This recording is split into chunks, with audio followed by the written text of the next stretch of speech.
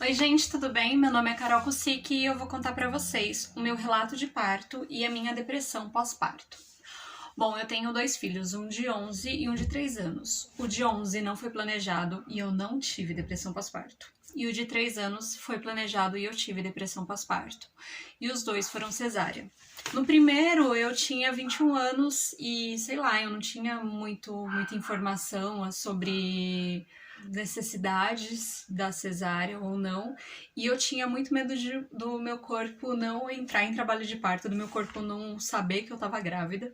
Então, quando eu fui no médico e ele falou que eu tava com 1 centímetro, eu já fiquei feliz. Eu falei, tá bom, já pode fazer cesárea já, se for o caso, porque eu já entrei em trabalho de parto, estou satisfeita. E no dia seguinte eu tive contrações, mas hoje eu vejo que na verdade eram de treinamento que eu podia ter esperado um pouco mais. Eu tava com 38 semanas e 2 dias, então eu vejo que se eu tivesse esperado ia passar. Apesar de ter ficado o dia inteiro com contração de 5 em 5 minutos, mas eram muito fraquinhas, assim. Eram fortes em relação às que eu tinha tido antes, mas eram mais fracas do que as contrações de verdade. E aí fiz cesárea e deu tudo certo. Enfim, deu tudo certo assim. Hoje em dia eu vejo que rolou uma violência obstétrica psicológica, né? Do médico falar que eu tava com 4 centímetros e que ele nem ia estourar minha bolsa porque o bebê tava de lado, então que era melhor eu fazer cesárea mesmo, porque se eu esperasse até o dia seguinte, podia ser que eu ia ter que fazer fórceps. Então rolou um lance psicológico, sim. Mas eu não percebi, fiquei satisfeita, ficou tudo bem, passei a vida feliz. Diferente do que aconteceu com o meu segundo filho. E foi planejado, mas ainda assim, quando eu descobri que eu tava grávida, pra mim foi um choque. Tipo, não, sei lá, não achei que fosse ser tão rápido. Tinha muito medo, mesmo quando deu positivo, eu achava que eu não tava grávida. Eu achava que tinha alguma coisa errada, que era gravidez ectópica, que pra quem não sabe é o ovo gruda nas trompas, então não dá pra ter um bebê ali, né? Tem que fazer uma cirurgia pra tirar as trompas, enfim. Ou que era uma gestação sem o feto, né? Que era só o saco amniótico. Porque eu tava no momento em que eu tava fazendo tratamento de ansiedade e depressão, eu tinha começado em março e eu engravidei em agosto, e eu engravidei sabendo, tipo, eu comecei o tratamento sabendo que eu queria engravidar, e aí eu já tava nessa ansiedade de eu quero engravidar logo, mas eu tô fazendo tratamento, eu sei que se eu engravidar eu vou ter que parar o tratamento, mas então eu já tava nesse desespero. E quando eu engravidei eu fiquei nessa neura de achar que não, eu não tava grávida. Daí cada vez que eu vi o ultrassom eu ficava tipo, tá tudo bem com o bebê. Quando eu fui fazer o primeiro ultrassom eu falei, ok, tá, eu tô grávida de verdade, tudo bem. E todas as vezes que eu ia fazer ultrassom, eu tinha um alívio de tá, o bebê tá bem. Diferente do meu primeiro filho, que eu ia ver o ultrassom e ficava feliz, né? Tipo, ai, neném e tal. Não, no segundo só ficava tipo, tá, ele tá bem, tá ótimo. E eu passei muito mal a minha segunda gravidez. A primeira gravidez foi super tranquila, eu não tive nada. A única coisa que eu tive foi enjoo e sono nos 3 primeiros meses, e depois, a partir do 7º, que eu tinha muito azia. Mas do segundo eu tive enjoo e sono, uma mudança horrível de humor, mas também por conta do antidepressivo, muito inchaço, de assim, eu usava 35, 36, até hoje eu uso 37, meu pé aumentou. Tive ciático, problemas no ciático, e muita infecção urinária. Eu tive 3, 4 infecções urinárias a ponto de a última vez, eu tava de 7 meses, eu tive que ser internada. Então foi bem tenso, assim. Eu descobri depois que eu tive o bebê que eu tenho pedra na vesícula. Então eu passei muito mal durante a gravidez por conta da vesícula, mas ninguém sabia que era vesícula, porque era só tipo dor, eu fazia ultrassom, o bebê tava bem, enfim. E eu tive também, no começo da gravidez, eu tive descolamento de placenta. que é uma coisa super comum, mas que se você não fizer repouso, pode acontecer um aborto espontâneo. Então, logo no começo eu tive esse choque, assim, acho que eu tava com de 1 mês e meio, 2 meses, foi bem no comecinho da gravidez, aí tive que ficar de repouso uns 10 dias, mas aí passou, ficou tudo bem. Não tive sangramento, nada. Eu descobri no primeiro ultrassom. Fui fazer o primeiro ultrassom, já detectaram e aí eu já fiquei de repouso. Sobre a gravidez foi tudo isso. Vamos pro parto em si.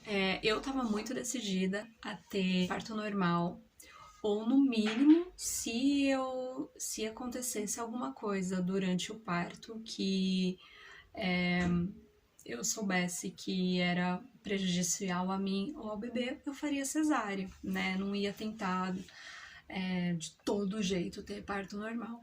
Para mim, uma das questões fundamentais, assim, que seriam inquestionáveis sobre eu fazer cesárea seria a bolsa estourar com mecônio, que é quando o bebê faz cocô na barriga e aí solta um líquido verde, né? E é necessário fazer cesárea com mecônio? Não necessariamente. Se você tá num hospital que seja legal, que eles fazem um acompanhamento com cardiotoco para acompanhar, o cardiotoco é para acompanhar o batimento cardíaco do bebê. Se ele tá bem, se ele não tá em sofrimento, tudo bem, você pode continuar ali tentando, esperando o parto normal e dependendo de quantos centímetros você tá, enfim. Então, pra mim era isso. Uma das questões fundamentais era o mecônio.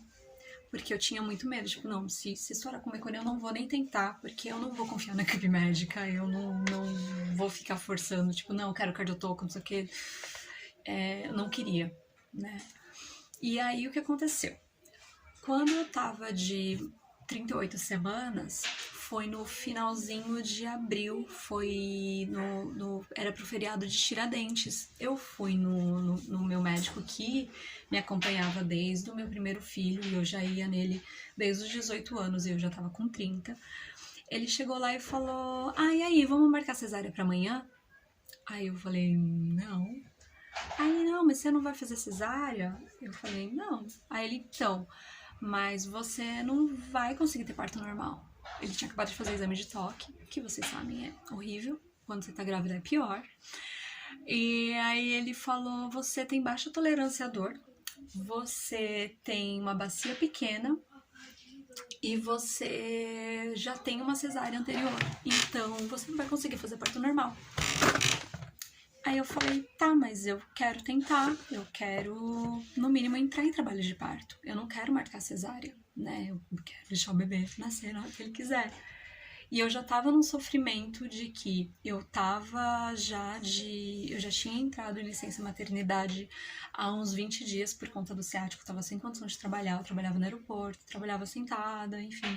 Mas eu tava, assim, sem condições mesmo, psicológicas e físicas. Então, eu tava nesse estresse de quanto mais tempo o bebê demorar pra nascer, menos tempo eu vou ficar com ele, porque eu já tô de licença maternidade, minha licença já tá contando. E aí eu falei isso pro médico, eu falei assim, olha, eu sei que mesmo que eu espere o bebê nascer, que eu vou ficar menos tempo com ele, mas eu tô disposta a isso, porque eu não quero marcar cesárea, eu quero que o meu trabalho que eu comece, que eu quero que ele queira nascer, eu não quero marcar, né? Eu tava sentada, assim, na cadeira, e ele, né, a gente já tinha feito todo o exame e tal, a gente já tava sentado conversando, eu falando tudo isso pra ele, e ele, tipo, eu vi ele mexendo nos papéis e tal, e ele pegou, tipo, ele não olhou na minha cara e pegou o telefone e falou, passa pro centro cirúrgico. Aí eu fiquei assim, não, ele não tá ligando o centro cirúrgico na minha cara. Tipo, pra mim, ele tá resolvendo outras coisas de outra paciente, não é de mim. Aí ele falou, eu quero marcar uma cesárea pra amanhã. Aí eu falei, não, você não tá entendendo, eu não vou marcar cesárea. Aí ele, você não... Aí ele, peraí, você não vai marcar mesmo? Tá, não, depois eu ligo. Ele falou, então tá bom, só que é o seguinte, eu só vou esperar até 40 semanas. Aí eu falei, tá bom, não tem problema não. Aí ele me deu um cardiotoco pra eu fazer na sexta. E eu fui, Acabei indo lá fazer o cardiotoco pra ver como o bebê tava. Fiquei lá meia hora esperando. E não voltei mais lá. Falei, eu não quero se fuder. Forçar cesárea desse jeito, que falta de... Esse ódio que vocês estão sentindo aí. Pense. E aí eu não voltei mais lá e fiquei ok. Só que assim, como era meu segundo filho, eu já tava mais tranquila a respeito de fazer um parto com plantonista. Porque quando eu fui ter o meu primeiro, a gente tem toda uma neura, enfim. Então, no primeiro eu fiquei, não, eu vou passar com ele, vou pagar o parto com ele, enfim, era tudo, eu só queria esse médico. E tinha uma outra questão também que eu não tinha o plano, fui fazer plano de saúde quando eu tava grávida, então eu ia ter que pagar o plano de qualquer jeito. No segundo, eu tava com o plano, já tinha o plano, né? Tinha a opção de não pagar o médico. Eu já tinha falado com ele já tinha passado pra mim os valores, que era, se não me engano, 6 mil de cesárea e 3 mil de parto normal. Tem essa questão, né? Os médicos não interessam financeiramente fazer o parto normal. E então eu já tava tipo, não, eu vou fazer meu pré-natal com ele, mas quando eu for ter, eu vou ter com um plantonista. Pra mim isso já tava resolvido, assim, eu já tava tranquila em relação a isso. Mas quando isso aconteceu, pra mim foi tipo, tá, nem pré-natal eu faço mais com ele, eu não volto mais aqui. E não voltei mais mesmo. O filho tem 3 anos, eu nunca mais voltei naquela clínica. Eu marquei consulta na clínica do hospital. Aí cheguei no médico, contei toda a história pra ele. Ele ficou muito surpreso com a postura do médico. Aí ele só falou assim, olha, a única coisa que seria um impeditivo para você fazer um parto normal é que você já tem uma cesárea anterior, né? E realmente, a gente sabe que, de um modo geral, quando depois que tem 2 ou 3 cesáreas é pior, mas uma cesárea ainda não é impeditivo, meninas, só para vocês saberem. Aí ele foi super legal, tal, e isso foi também numa sexta-feira, ele falou, olha, o bebê não nasce ainda não, essa semana não, vai ficar mais uma semana aí. No sábado, eu fiquei com muita contração o dia inteiro, igual no meu primeiro filho. Aí eu falei, isso aqui eu conheço, isso aqui nada acontece, feijoada. Fiquei controlando no relógio e tal, e meu marido mal nervoso, você não quer ir no hospital? Eu falei, não quero. Não tá acontecendo nada. Enquanto não der 5 minutos aqui, 3 minutos, eu não saio de casa. Porque eu já tava mais informada, enfim. Eu falei, não, tô de boaça. E aí, realmente, no dia seguinte passou. Fiquei o dia inteiro, assim, com contração. E do mesmo nível mais forte, igual do meu primeiro filho no dia que ele nasceu. E aí passou. Eu falei, bom, tá vendo? Nada aconteceu, o bebê não nasceu. E aí chegou, isso foi no sábado. Na quinta-feira, eu passei mal de madrugada e acordei com dor. E o meu filho tinha curso de manhã, eu ia na terapia e à noite à tarde meu filho não tinha aula. Então a gente ia ficar em casa à tarde. Aí eu levei ele dirigindo eu tava dirigindo. É errado? É errado, meninas, a gente dirigir muito grávida? A gente dirige porque é necessidade da vida? Dirige. Aí eu fui, levei ele no curso, voltei pra casa e liguei pra minha mãe. Falei assim, mãe, eu tô com muita dor, eu não vou dar conta não de buscar o Matheus. Você me leva, né, de carro, por favor. E nisso eu fiquei em casa, tem uma amiga minha que tinha me emprestado uma bola, fiquei rebolando na bola, vendo Jane the Virgin. Minha mãe veio, me levou na terapia, foi buscar meu filho. E aí eu falando com o terapeuta, assim, tipo, dando risada. Aí toda hora, tipo, conversar com ele, peraí. Então, como a gente tava falando, aí eu dei risada e falei pra ele, daí a gente corta a tela, o bebê nasce hoje. Tipo, eu tava nesse nível, eu não estava botando fé que o bebê ia nascer. Aí fui pra casa, cheguei em casa, minha mãe falou assim, você não quer que o Matheus fique comigo? Eu falei, não, eu vou pra casa, eu vou dar almoço pra ele e vejo como que eu fico à tarde. Dependendo de como as coisas forem, eu ligo pra você pra deixar ele aí com você. Ah, tá bom. Vim pra casa, eu nesse nível, o Matheus assistindo TV e eu cozinhando, daí me dava contração. Aí eu deitava na cama assim, Teve uma hora que eu deitei no sofá, ele fez montinho em cima de mim, no meio de uma contração. Crianças. Eles tinham 8 anos. Liguei pro meu marido e falei assim, ó, tá embaçado aqui, acho melhor você vir. Só que nisso, quando eu liguei pra ele, eu já tinha tomado banho, a dor não tinha passado, eu já tinha arrumado todas as minhas coisas, a bolsa do bebê já tinha arrumado, mas tipo assim, eu já tinha me trocado, já tinha me preparado, já tinha deixado a bolsa do mais velho pronta pra ele dormir na casa da minha mãe, tipo, já tinha arrumado todo o esquema e liguei pra ele só pra ele vir e me buscar e me levar pro hospital. E aí foi o que fizemos. Aí a gente saiu daqui, tipo, era 1, 2 horas. E aí a gente deixou o Matheus na casa da minha mãe, que é aqui perto de casa, e fomos pro hospital. E eu no carro assim. E é muito louco a contração, porque tipo, por 10 segundos, 15 segundos, parece que você vai morrer, e depois parece que nada aconteceu. Aí cheguei no hospital, ainda tive que ficar meia hora lá no cardiotoco, e não sei o que, demorando. Aí quando a gente finalmente passou com a médica, ela falou que eu tava com 4 centímetros. E aí, eu acho que ela estourou a minha bolsa. Meninas, porque olha só. Eu estava lá, o meu marido todo assim, então tá bom, então eu vou deixar ela aí e vou tomar banho. Vou em casa tomar banho. Meninos, né, sem noçãozinho também, mas enfim. Mas a médica falou assim, não vai dar tempo não. Como que ela sabia que não ia dar tempo? Ela tinha acabado de medir lá que tava com 4 centímetros, de 4 centímetros pra 10, dá tempo, muito tempo. Então acho que ela estourou minha bolsa. E aí, nisso que ela falou não vai dar tempo, eu tava sentada assim, faz puff. Olhei pra baixo, minha bolsa estourou com mecônio. Aí eu olhei e falei, ok, cesárea. Aí eu fiquei, tipo, muito frustrada, eu fiquei muito brava. Eu fui pra sala do pré-parto, aí nisso ela já tava lá, tipo, falando, então ela vai ter que fazer cesárea e tal. Olha, vai piorar um pouquinho a contração agora, porque estourou a bolsa, também começou com mecônio, irrita o colo do útero, enfim, tá bom. Fiquei lá tendo contrações. Estava muito satisfeita, porque era isso que eu queria na minha vida, não é mesmo? Entrar em trabalho de parto, porque do meu primeiro filho eu não tinha entrado em trabalho de parto. De fato, não tinha tido contrações reais, não tinha estourado a bolsa, né? Então, estava lá com essa vivência de contrações. Só que chegou uma hora que eu fiquei assim, eu acho que eu não sei se era o fato de que eu sabia que ia ser cesárea e que aquilo podia acabar logo, ou se realmente era aquele momento que a gente, tipo, pelo amor de Deus, só me dá uma anestesia e me tira daqui, né?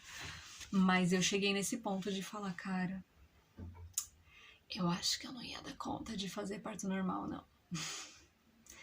E aí rolou essa frustração também, vou chorar.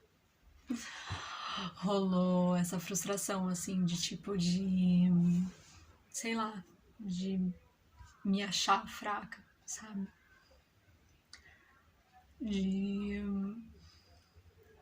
Eu sempre achei, tipo, eu sempre quis aquilo, e aí eu tava lá e, tipo, sabe, tava tão perto e não consegui.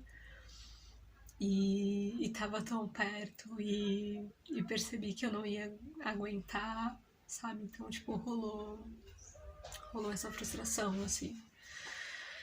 E aí eu fui pra sala do parto, tive a cesárea, enfim. Tinha me depilado já. No meu primeiro filho eu não tinha me depilado. Meninas, apenas se depilem pro parto. Pra mim, né? Eu acho que o parto já é uma questão de perder dignidade, assim. E aí meu filho tava tipo, não, depilação tá inclusa, vai aí. Tipo, eu queria ter essa experiência da enfermeira ir lá e me depilar. Mas na segunda eu falei, não, deixa que eu deixo pronto aqui o rolê.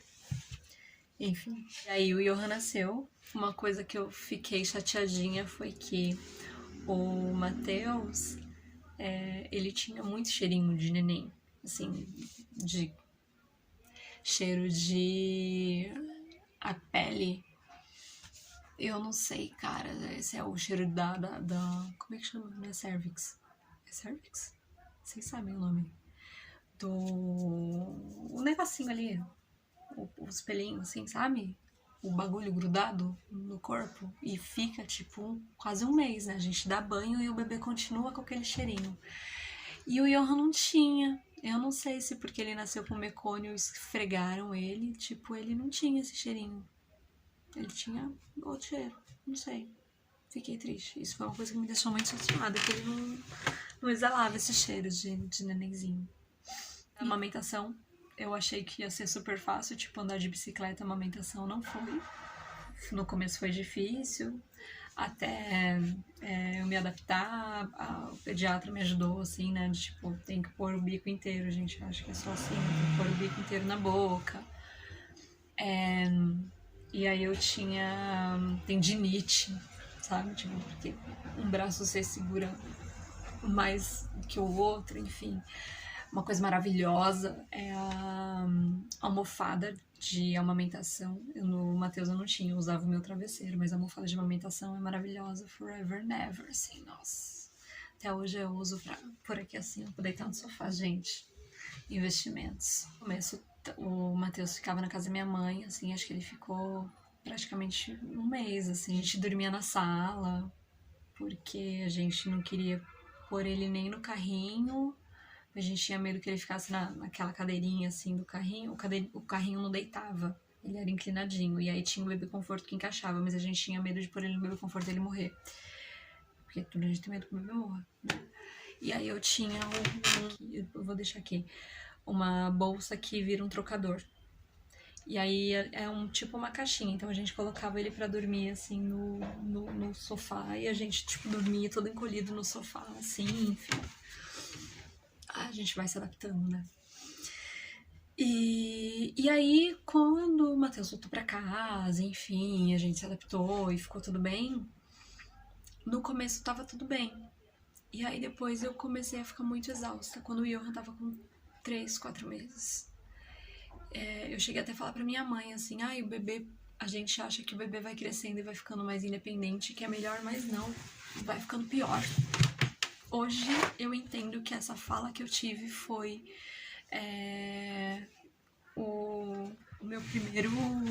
a minha primeira demonstração, assim, do quanto eu não tava bem. Porque antes o bebê dormia o dia inteiro, né? A princípio ele dorme muito tempo e você fica com ele no colo, enfim. E aí quando o bebê começa a ficar mais acordado, tipo, o bebê demanda. Fim. E aí eu tinha o bebê, tinha uma criança de 8 anos e tinha casa. E aí eu senti assim, não, eu tô me adaptando, tô me acostumando a ser mãe de 2 crianças, tá tudo bem, tô entendendo como que é ser mãe de 2, não estou louca, só estou cansada. E só que quando o Johan começou a sorrir, eu achava que ele tava tirando com a minha cara. De ele tá sorrindo pra mim, tipo, ah lá, se fodeu. Tipo, um bebê psicopata mesmo, assim. Tipo, era nesse nível, sabe? Tipo, não era uma alucinação em si, mas era uma sensação. Entendeu? Tipo, não era alucinação, tipo, eu vejo unicórnios. Mas era uma sensação muito forte de tipo, meu, ele é mau. Ele tá olhando pra mim, ele é um bebê sádico. Tipo, eu tinha essa sensação. Mas eu tinha vergonha de sentir isso. E eu racionalizava, né? De tipo, meu, não é isso, ele é só um bebê. Ele não tá me torturando, né? Ele é só um bebê, eu preciso dar mamar pra ele, eu preciso dar papá pra ele, enfim. Mas eu tinha essa sensação. E aí vai pra culpa de eu não queria dar papinha pronta pra ele, eu queria fazer papinha. Aí eu comprava os legumes e cozinhava e não sei o que. E aí ele comia mais ou menos. E um dia minha mãe veio e trouxe uma embalagem com 6 papinhas prontas da Nestlé. E eu fiquei louca, tipo, como ousas trazer papinha da Nestlé? Tipo, mano, ela tava tentando me ajudar, saca? Mas eu fiquei, assim, revoltadíssima. E eu já tinha dado papinha pro Matheus também, enfim. Mas eu tava muito, tipo, num Bela Gil lifestyle, assim, eu não queria. Isso, eu já tinha voltado a trabalhar. No começo eu tirava leite do peito, enfim, eu tinha comprado a bombinha de tirar leite.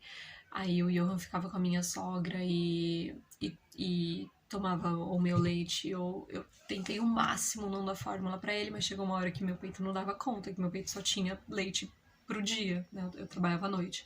Ele tinha leite pra eu dar pra ele mamar. De noite eu nem produzia leite, então chegava à noite eu não tinha o que tirar, né? E então chegou essa hora que ele tomava fórmula mesmo, mas a questão dessa comida foi muito forte. E aí um dia eu dei a papinha e ele comeu todo feliz. E eu fiquei, tipo, acabada, assim, sabe? Tipo, meu, ele gostou da papinha da Desley, ele não gosta da minha papinha, sabe? Tipo, sou uma péssima mãe. E aí eu falei pro meu irmão, e meu irmão falou assim, Carol, há quanto tempo você faz papinha? Há quanto tempo a Nestlé faz papinha? Tipo, a papinha da Nestlé é feita para bebês gostarem. E isso foi uma coisa que, sim, me acalmou, que ajudou. Mas o contexto inteiro não tava bem. E aí teve um dia em que fui no mercado, tive uma sensação de que como só eu fizesse tudo. E não era, sabe? Tipo, mas eu tive a sensação de, tipo, se eu não for no mercado, ninguém vai. E meu marido sempre falou pra mim, de, tipo, meu, você quer fazer o que você precisa de alguma coisa, sabe? Tipo, sempre foi divisão de tarefas, eu não vou usar a palavra ajudar aqui. Mas eu tava me sentindo sobrecarregada. Eu não tava bem. Eu demorei pra entender que era depressão pós-parto. Porque o tempo todo eu tava ali achando que era só, tipo, fazia parte do processo de estar sobrecarregada, faz parte da vida. Estar sobrecarregada, tipo, sou mãe e me sinto sobrecarregada, é pleonasmo. Então, eu demorei pra entender o que estava acontecendo. E tinha uma outra questão, a amamentação. Sempre quis fazer amamentação tardia. O Matheus não deu certo porque eu voltei a trabalhar, ele tinha 3 meses.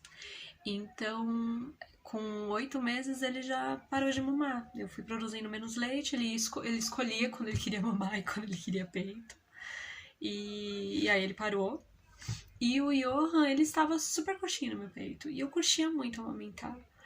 E eu sabia que se eu que eu precisava, de qualquer maneira, voltar ao tratamento com o psiquiatra, mas a partir do momento em que eu voltasse, que eu tomasse remédio, eu ia ter que parar de amamentar. E eu não queria isso, porque eu queria ficar amamentando. E aí eu falei com o médico em fevereiro ou março. E o Johan ia fazer 1 ano em maio. E aí eu falei, ele falou, olha, o ideal é você parar de amamentar, como eu já sabia, mas tem esse remédio aqui e tal, e eu falei, não quero. Tipo, eu não vou tomar nenhum remédio que amamentando, tipo, eu vou me virar aqui do jeito que dá, sabe? Vou aguentar o máximo que eu conseguir, não sei, eu vou. E aí chegou uma hora que eu percebi que eu não ia dar conta. E eu acho que eu vi uma frase que me ajudou muito, que foi: você precisa estar bem para você ser uma boa mãe. Você precisa, enquanto mulher, enquanto pessoa, estar bem para você ser uma boa mãe, né? E eu não tava bem. Eu não tava bem. E aí eu percebi que a questão da amamentação era muito mais essencial pra mim do que pra ele. Porque ele tava de boaça, ele não ia sentir falta do meu peito. Ele só queria estar comigo e só queria ser alimentado. Ele não precisava ser alimentado de mim, por mim, né? Então, quem ia sentir mais falta na amamentação era eu, não era ele. Quem tinha que ser desmamada era eu, não ele. Fui tirando da noite primeiro, né? Dava mamadeira pra ele à noite. E aí o último dia que eu amamentei à tarde foi em fevereiro. E E aí eu falei, ok, tipo, a partir de amanhã eu não dou mais. Né? No início já tava diminuindo mesmo, não ia ser uma coisa que ia empedrar o leite, enfim, porque tem esse processo de diminuição da amamentação também. Também ajuda, né? Você vai produzindo menos leite automaticamente. E aí eu voltei a tomar remédio. E aí no aniversário do Johan, de 1 ano, eu tava de batom vermelho e de meia ração e de shorts. E aí eu falei pras minhas amigas o quanto aquilo era difícil pra mim. O quanto, tipo, eu tava me sentindo uma pessoa nova por estar com aquela roupa.